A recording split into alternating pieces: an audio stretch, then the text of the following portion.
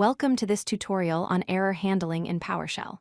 Today, we'll explore one of the most important concepts for writing reliable scripts, the try-catch-finally blocks. Error handling is a fundamental skill that separates beginner scripts from production-ready code. By the end of this video, you'll understand how to gracefully handle errors and prevent your scripts from crashing unexpectedly. Before diving into the syntax, let's understand why error handling is crucial. First, it prevents script crashes by catching errors before they terminate your entire script. Second, it enables better logging by capturing detailed error information that helps you debug issues later. Third, it improves user experience by providing meaningful feedback instead of cryptic error messages that confuse users. Finally, it allows graceful recovery through fallback actions and retry logic, making your scripts more resilient and reliable in real-world scenarios. The try-catch-finally structure consists of three main blocks.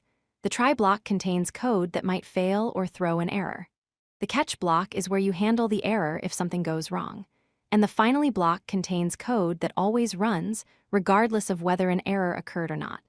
This structure gives you complete control over error handling in your scripts. Think of it as a safety net that catches problems and lets you decide what to do next. Let's start with the try block.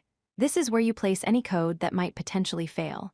In this example, we're using getContent to read a file called file.txt. If the file doesn't exist or we don't have permission to read it, PowerShell will throw an error. By wrapping this code in a try block, we're telling PowerShell to watch for errors. If the operation succeeds, the message, "File loaded successfully," will be displayed, and execution continues normally.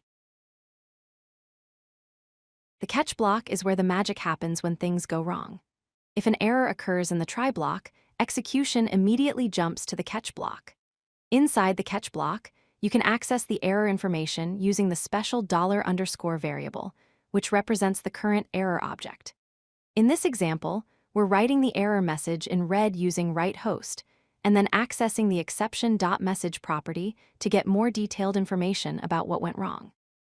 This is where you can implement fallback logic, logging, or alternative actions.